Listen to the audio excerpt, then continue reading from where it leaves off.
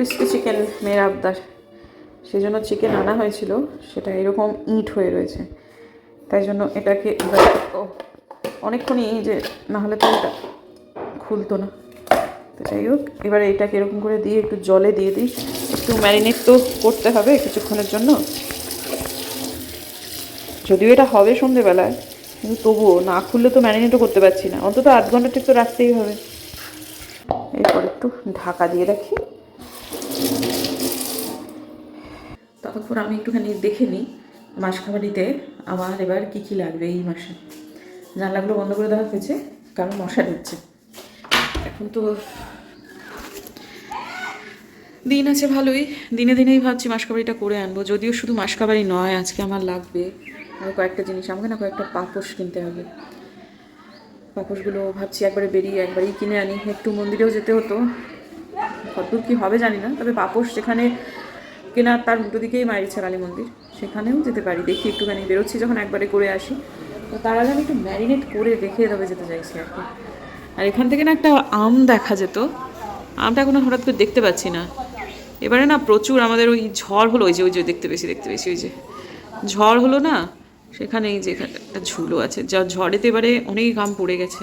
তবে আমার ওই যে কলমের আম গাছের আমগুলো আবার পড়েনি, সেগুলো মাটির সংলগ্ন, ওটাতে মানে খুব ঝোলো হাওয়া, যেটা মানে ঝোড়ো হাওয়া, সেটা দাপটটা তুলনামূলকভাবে কম, সেজন্য সেগুলো পড়েনি, কিন্তু বড় আম প্রচুর পড়ে গেছে। এবারে আম ডাল খাওয়া হয়েছে, প্রচুর টক খাওয়া হয়েছে, কারণ আমগুলো সব পড়ে গেছে।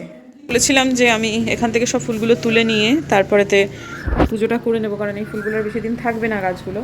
মে মাস তো হলো, মে মাস অবধি থাকে আমার এর আগে অভিজ্ঞতায়, তাই তো আজকে হাফ তুলে একদম ভর্তি করে মানে ঠাকুরের চরণে দিতে পেরেছি, আর এই আধখানা কালকের জন্য রেখে দিয়েছি। নমস্কার বন্ধুরা, আমার নতুন ব্লগে আপনাদের সবাইকে স্বাগত জানাই। আশা করছি ভালো আছেন সবাই, যে যেখানে আছে। আমরা শিলিগুড়ি শহরে খুব ভালো আছি। মাংস থেকে বরফ ছাড়ানোর সময়টায় কাজে লাগানোর জন্য কয়েকটা কাজ করলাম। একটা হচ্ছে চা খাচ্ছি, মাসকাবাড়ির ওগুলো হিসেব করলাম, তারপর করলাম হচ্ছে ভিডিওটা এডিট, এরপর ওগুলোকে ম্যারিনেট করে রেখে আমি যাব। পাপোশটা কিন্তু বাড়িতে আছে, তবু কিনতে হবে, কারণ যতগুলো দরকার একটা বাড়িতে পাপোশ ততগুলো নেই। কারণটা হিসেবে এই যে যেমন ধরুন এটা আমাদের বাথরুম, বাথরুমে আমরা চপ্পল পরেই যাই, বাথরুমের আলাদা চটি থাকে, তা সেটা থেকে যখন আমরা বেরোই চটিটা নিয়েই বেরোই, বেরিয়ে এটা এখানে মুছি, তারপরে ওই চটিটাকে বাইরে তার করেই রাখি। চানের সময়ও আমরা চটি পরি, তারপরে যখন পাটা ধোয়া হয় চটি পরেই হয়, চটি ছাড়া আমরা কেউ বাথরুমে যাই না। কিন্তু সেই যে জলটা সেটা তো এটার মধ্যে থাকছে, যে এটাও কিন্তু ফ্রিকুয়েন্টলি চেঞ্জ করা উচিত। আর বাথরুম সবসময়ই শুকনো রাখতে হয়, সেই জন্য একটা ওয়াইপারও কিনতে হবে। আমাদের ওয়াইপারটা ভেঙে গেছে, যেমন মাঝে মাঝে ভিজে যায়, আবার চেঞ্জ করি, কিন্তু তাও ধরুন 2-3 দিন হয়তো হয়েই যায়, তাই এটা করা যাবে না আর কি। এমন একটা মানে রুটিন করতে হবে, ঠিক যেমন বৃহস্পতিবার দিন বিছানা চাদর ফাদর বদলাই, সেটা যেমন একটা রুটিন, তেমন এটাও একটা রুটিন করতে হবে, যে প্রত্যেক দিন এই পাপোশটাকে চেঞ্জ করতে হবে। হ্যাঁ, 7 দিনে 7টা পাপোশ পাতা হবে, কী আছে অসুবিধা। এটা একবার একটু জল বুলিয়ে ধুয়ে ছাদে নেড়ে দিলেই হলো, একবারই কাচা হচ্ছে সপ্তাহে, এমন কিছু ক্ষতি কিছু হবে না। আর এই ধরনের কাপড়ের পাপোশ টাপোশ আর কিনবো না ভাবছি, অন্যরকম অনেক কিছু তো বেরিয়েছে আজকাল, সেরকমই কিনবো। বেরোবো, তার আগে এতক্ষণ বসে বসে আমি একটা ইনস্টাগ্রাম এবং আমার ইউটিউব শর্টসের জন্য একটা করলাম, রিল শ্যুট করলাম, টুকুর করে দিল। আপনারা যারা জানেন না তাদের বলে দিই, ইনস্টাগ্রামেও কিন্তু আমার 2টো অ্যাকাউন্ট আছে। বিং লাইফ উইথ ঝিনুকি হচ্ছে আমার ইনস্টাগ্রাম আইডি, সেটাই আমার মূল আইডি। এছাড়াও ঝিনুক খান তালুকদার নামেও আমার আর একটা আইডিও আছে, যারা যেটাতে ইচ্ছা সেটা ফলো করে দিতে পারেন। এবং শুধু তাই না, আমি তো চাইবো যে দুটোতেই ফলো করবেন। আর আমি যদিও এই রিলগুলো যেগুলো আছে সেগুলো আপলোড করব বিং লাইফ উইথ ঝিনুক, যে ইনস্টাগ্রাম আইডিটাই সেটাই। সন্ধেবাতি কমপ্লিট হয়ে গেল দাদা, আর ওই যে ধোঁয়া, আগের দিনে এমন ধোঁয়া দিয়েছি বাপরে বাপ, ভিডিওর কোয়ালিটি খারাপ হয়ে গেছিলো, এত ধোঁয়া। আজকের জন্য ধোঁয়াটা একটু কম, মানে আমি ইচ্ছা করে একটু মানে ধুনোটা কম দিয়েছি। আর ম্যারিনেট হয়ে গেছে, বেরোই। শুধু কর্নফ্লাওয়ারটা নেই, ওটা নিয়ে আসবো, বাকি সব দিয়ে ম্যারিনেশন কমপ্লিট। এলুম, শুনলে? এলাম, টাটা। দিনের আলো থাকতে তো বেরোতে পারলাম না, সন্ধে হলো, তবে সদ্য সন্ধে হয়ে বাইরে বেরিয়ে কেমন একটা মনটা কেমন একটা করে উঠলো। কী ব্যাপার, মন্দিরটা তো তাড়াতাড়ি বন্ধ কেন? পরে বুঝলাম বন্ধ নয়, এই মন্দিরের যারা সেবায়েত তারা ইদানিং যেটা করছে, তারা হচ্ছে যারা ভেতরে যখন জব করছে সন্ধেবাতির সময়টাতে, তখন ওরা দরজাটাকে হালকা করে ভেজিয়ে দিচ্ছে। ভেতরে দেখুন আলো জ্বলছে, কিন্তু ওরা এখন ভেতরে আছে, কিন্তু একটা জিনিস হলো, আজকে যখন বেরোচ্ছি তখন আমার শ্বশুরমশাই একটা কথা প্রসঙ্গে বললেন যে আজকে রবিবার, তুই তো যাচ্ছিস যেখানটাতে ওই মারিচা কালী মন্দিরের ওখানটায়, ওটা কিন্তু দোকানগুলো সমস্ত আজকে বন্ধ থাকবে। আমার শ্বশুরমশাই আজকে বেরিয়েছিলেন একটা বিশেষ কারণে, তিনি তখন দুপুরবেলায় দেখে এসেছেন যে ওই পাপোশের দোকানগুলো সবই বন্ধ। মনটা একটু খারাপ হয়ে গেল, কারণ আজকে আমি ভেবেছি যে পাপোশগুলো কিনে আনবো, খুব বেশি একটা সময় লাগতো না। কিন্তু ঠিক আছে, আমি আসলে মাসকাবারিটা না করে নিতে চাইছি, কারণ কালকে যদি কাউন্টিংয়ের দিন, তো একটু এদিক ওদিক মানে উত্তেজনা তৈরি হতে পারে, এবং যদি উত্তেজনা তৈরি হয় তাহলে একদিনেই যে সম্পূর্ণ আবার ঠান্ডা হয়ে যাবে সে সম্ভাবনা থাকতেই পারে। কিন্তু তো কোনো রিস্ক নেব না, শুধু শুধু একটা কাজ আজকের দিনে সেরে নিলেই হয়, যেখানে আরামবাগটা মোটামুটি আমাদের রবিবার দিন দিব্য খোলা থাকে। এবং আমি গিয়ে দেখলাম শুধু আমি একাই এরকম ভাবছি, এমনটা নয়। অন্যান্য বার এই মাসের শুরুর দিকটাতে একটু এই দোকানগুলোতে একটু ভিড় হয়, কিন্তু আজকে বন্ধুরা অস্বাভাবিক ভিড়। আমাকে রীতিমতো দাঁড়াতে হলো শুধু বিল করার জন্য 20 মিনিটের ওপর, এবং দেখে এসেছিলাম, যার ফলে উদ্বৃত্ত জিনিসপত্র আমার কেনা হলো না, তবে কিছু জিনিস তো আমি হাতে করে বাড়ি নিয়ে যাবই। এত ভিড় ছিল কি বলবো, মানে আতঙ্ক তথা সাবধানতা, আতঙ্ক নয় সাবধানতা কেবল আমার একার ছিল না, অনেক মানুষের ছিল। তো যাই হোক, তারপর এসে কর্নফ্লাওয়ারটা দিয়ে খানিকক্ষণ করে রাখলাম, মাখিয়ে রাখলাম আর কি, বাদ বাকি তো সবই ছিল। কর্নফ্লাওয়ার দিয়ে যে দীর্ঘক্ষণ মাখিয়ে রাখতে হবে এমনটা নয়। তো তারপর আমি একটু ক্রিস্পি চিকেন বানানোর জন্য জিনিসপত্রগুলোকে ভাজতে শুরু করলাম। মূলত ক্রিস্পি চিকেন এমন কিছু তো কঠিন ব্যাপার নয়, এই একটু ম্যারিনেট করে রেখে দিতে হয়, তারপর এই ভাজতেই খোলা খোলা ভরে সেটাতে সময় লাগে। তো মানে এক খোলা দিয়ে ভালো করে যত সুসিদ্ধ হয় এবং ভালোভাবে ভাজাটা হয়, সেই জন্য খানিকটা আঁচ বাড়িয়ে আঁচ কমিয়ে এটা করতে হয়। তো এই যে জিনিসপত্রগুলো দিয়েছি মাখার মধ্যে, তার মধ্যে রয়েছে হচ্ছে ডিম, আদা রসুন বাটা, নুন, গোলমরিচ, আর তারপর ওই একটুখানি সামান্য একটু আটার জায়গা ময়দা দিলেও হয়, আর কর্নফ্লাওয়ার। এই দিয়ে বেশ অনেকক্ষণ ধরে আমি রেখে দিয়েছিলাম। তো প্রথম এক খোলা তুলে নেওয়ার পর দ্বিতীয় খোলা করার আগে আমার মনে হলো যে ওটা হালকা করে ঢাকা দিয়ে রাখি, কম আছে, কারণ মাসকাবারিটা ওরা দিয়ে গেছে। আর বলে দিল যে আজকে ওদের অস্বাভাবিক কাজের চাপ, কারণ 3টে ছেলে মিলে ডেলিভারি করছে। বললো যে ম্যাডাম ওই কালকে কাউন্টিং, তো কালকে একটা সমস্যা হলেও হতে পারে, সেই জন্য আজকে একেবারে দেদারসে মানুষজন। এখনও পর্যন্ত যে সময়টা আমি আপনাদের মানে দিচ্ছি, মানে ক্লিপিংটা যে মুহূর্তে, তখন প্রায় 8:30 মতো বাজে, তখনও বলছে আরও প্রায় 20-30টা ডেলিভারি বাকি, তবে ছেলে 3টে মিলিয়ে করে নিচ্ছে। আর আরামবাগের আউটলেট শিলিগুড়িতে অনেকগুলো, শুধু বাঘা যতীন পার্কেই এতগুলো ডেলিভারি ওদের বাকি। ছেলেটা নিজে 3টে নিয়ে এসেছে, মানে আমাকে দিয়ে আরও 2টো বাড়ি দিয়ে তবে সে যাবে। তো এই সবগুলো মিলিয়ে মিশিয়েই আজকে চললো। তো এই জিনিসটা মানে খোলাটা বসিয়ে দিয়ে আমি দিব্যি সমস্ত কিছু গুছিয়ে নিতে পারলাম। এগুলো গোছাতে খুব একটা বেশি সময় তো লাগে না, কিন্তু ওটা হতে বেশ সময় লাগে। ইতিমধ্যে আবার আমি ওই কিছু জামা কাপড় যেটা আলপনাদি ভাঁজ করে রেখেছিল সেগুলোও জায়গা মতো রেখে দিলাম আর কি। সবই ভাজার চলতেই সেটা আমি করে নিলাম। তো এটা কিন্তু মানে ওই যখন আমি জিনিসপত্র মাসকাবারি গোছাচ্ছিলাম তখনকার ভাজাটা। এরপরেও আর এক খোলা যখন ভাজতে দেবো তখন গিয়ে কাপড় চোপড় এগুলো সমস্ত কিছু আবার সব কিছু করে টোরে নেব। তো যাই হোক, এরপরে যেটা করব সেটা হচ্ছে এখানে এই তেলের মধ্যে আমি দিয়ে দেবো হচ্ছে ওই সিজওয়ান চাটনি, মানে ওইটাই তো আসলে মূল উপাদান আমাদের ক্রিস্পি চিকেন করার জন্য। আর শুধু ক্রিস্পি চিকেন করছি আমি, হানি ক্রিস্পি চিকেন করছি না। আমার হাজব্যান্ড একদম মিষ্টি মাংস খেতে ভালোবাসে না, আমার যদিও সেটা ভালো লাগে, কিন্তু বোম্বাদা একদম পছন্দ করে না। তো যাই হোক, তারপরে ওই তেলের মধ্যে দিয়ে দেবো সিজওয়ান চাটনি, সোয়া সস, তারপর চিলি সস আর টমেটো সস। এটা দিয়ে তারপর একটুখানি প্রথমে আবার ঠিক করে বলি, দাঁড়ান একটু ভুল ভাল হচ্ছে, এই তেলের মধ্যেই আমি দিয়ে দেবো হচ্ছে আদা, এই যে রসুন বাটা, আদা বাটা না, রসুন বাটা। সেটা মোটামুটি একটু যখন গন্ধটা ছাড়বে তখন একসাথে মিশিয়ে রেখেছি আমি soya sauce, chilli sauce, tomato sauce আর সিজওয়ান সস, এইটা দিয়ে দেবো। দিয়ে দেওয়ার পর বাটিটা ধুয়ে সামান্য একটু জল দেবো, এই 2-3 মিনিট একটু নাড়াচাড়া মতো করবো। আর নুন ফুন কিচ্ছু দেওয়ার দরকার নেই, এর মধ্যেই সব আছে। তারপর ওই যে আগে থেকে ভেজে রাখা যে চিকেন সেটা দিয়ে দেবো। চিকেনটা এত ভালো হয়েছিল ভাজাটা যে মোটামুটি প্রথম খোলা যেটা মানে হয়েছিল সেটা বেশিটাই কিন্তু এইভাবে এইরকম অবস্থাতেই মানে পকোড়ার মতো করেই খেয়ে নেওয়া হয়ে গেছে আর কি।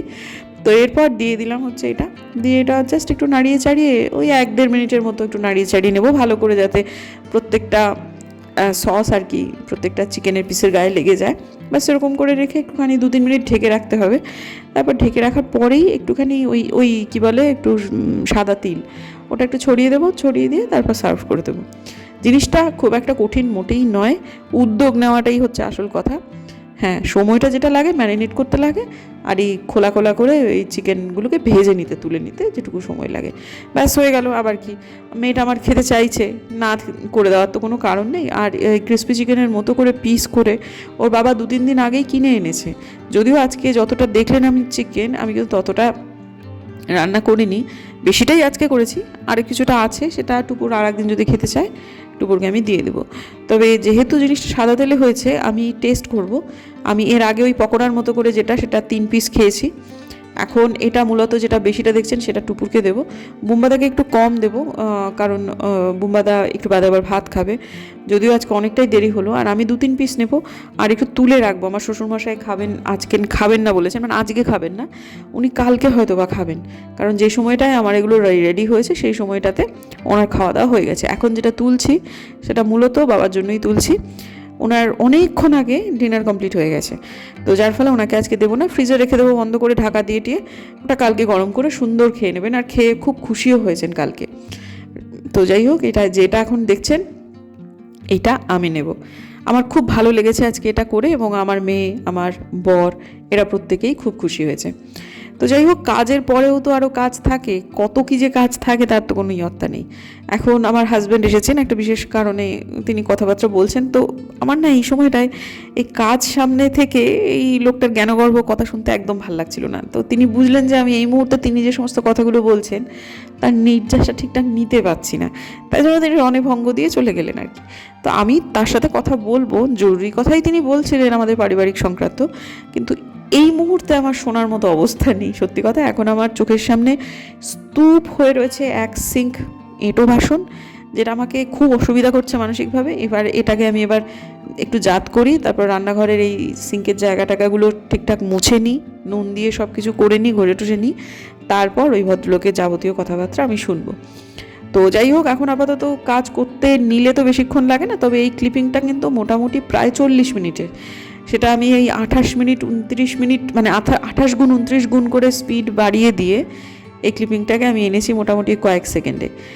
তো যাই হোক, ঠিক আছে, এখন আবার তিনি একটুখানি এসেছেন ওই ওই একই প্রসঙ্গে কথা বলতে, মানে ব্যাপারটা জরুরি সত্যি কথা। তো যেহেতু এখন কাজটা মোটের ওপর হয়ে গেছে, সেহেতু বলছে তুমি কি এখন একটু শুনতে পারবে। আমি তখন তাকে বললাম যে দাদা একটু দাঁড়াও, আমি হাতের কাজটা পুরোপুরি শেষ করে নিই, আধ খেচড়া হয়ে রয়েছে, আমি তারপর যাচ্ছি তোমার কম্পিউটারের ওখানটায়, তো আমি বসবো, তারপর আমি শুনবো আর কি। কারণ এই সময়টায় অনেকক্ষণ নাগারে দাঁড়িয়ে দাঁড়িয়ে কাজ করা, তো একটু পাটাও লেগে গেছে। তো ওখানে বসে বসে কথা বললে আমারও ভালো লাগবে, শুনতে অসুবিধা হবে, আর ব্যাপারটাকে আমি ঠিকঠাক নিতে পারবো। কারণ যে জিনিসটা আমার হাজব্যান্ড বলছেন সেখানে আমার কিছুটা প্রতিক্রিয়া দেওয়ার দরকার আছে। এই মতো অবস্থায় আমি কোনো কিছুতে প্রতিক্রিয়া দিতে পারবো না। তো যাই হোক, অনেক কিছুই হয়ে গেল, অনেক কথাবার্তাও হলো।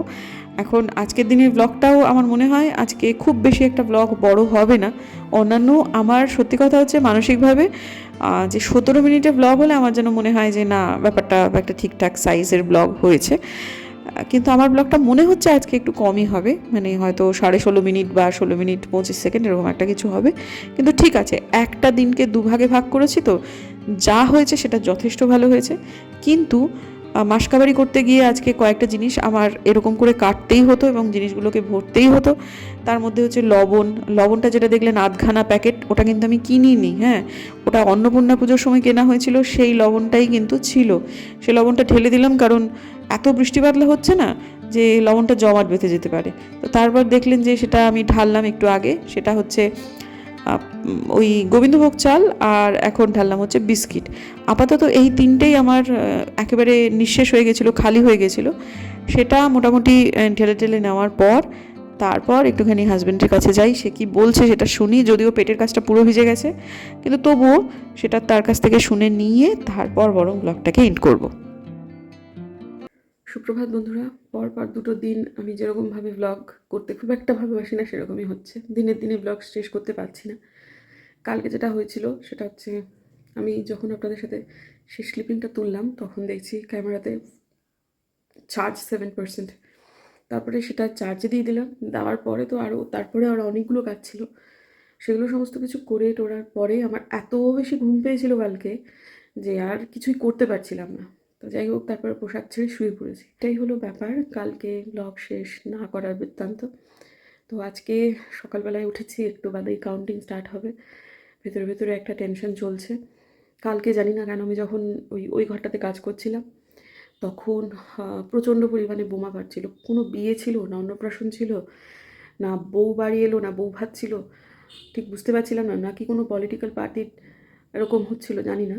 তবে হাওয়াটা কেমন যেন একটা শিলিগুড়িতে বদলে গেছে। এই পাড়াটা, এটা তো সাধারণত একটু মানে বৃত্তের দিক থেকে, মানে ওই দিকটা বাগড়াকোটের দিকটা বলছি আর কি, আলপনা দিতে যে জায়গাটায় থাকেন, বৃত্তের দিক থেকে খুব উচ্চবিত্ত মানুষের বাস ওখানে খুব একটা নেই, নেই তা না, তবে খুব নেই। বেশিরভাগই এই বাড়ি ও বাড়ি কাজ করে, এরা সব বিভিন্ন ভাতা পেয়ে অভ্যস্ত।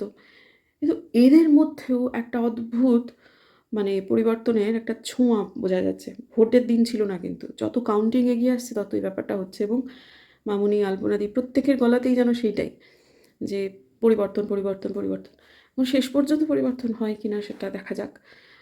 এতক্ষণে যতক্ষণ ব্লগ আপনাদের কাছে এসেছে অনেক কিছু হয়ে গেছে, সবই আপনারা জেনে গেছেন, আমি জেনে গেছি। কিন্তু ব্লগটা যেহেতু আজকে মানে এই মুহূর্তে দাঁড়িয়ে আমি 4 তারিখে কথা বলছি, সেহেতু আমরা জানি না, কাউন্টিং এখনও স্টার্টও হয়নি, একটু বাদেই স্টার্ট হয়ে যাবে। তো চলুন তার আগে মানে কাউন্টিংয়ের আগে চাটাগুলো করে নিই, শ্বশুরমশাইকে দিয়ে নিই। তো আজকের দিনের জন্য ব্লগটাকে শেষ করি। যদি আমার ভিডিও ভালো লাগে সাবস্ক্রাইব করবেন, পাশে নোটিফিকেশন বেলটা অন করবেন, যাতে ভিডিও দিলেই নোটিফিকেশন চলে যায় আপনাদের কাছে। দেখা হচ্ছে আগামীকাল, ততক্ষণ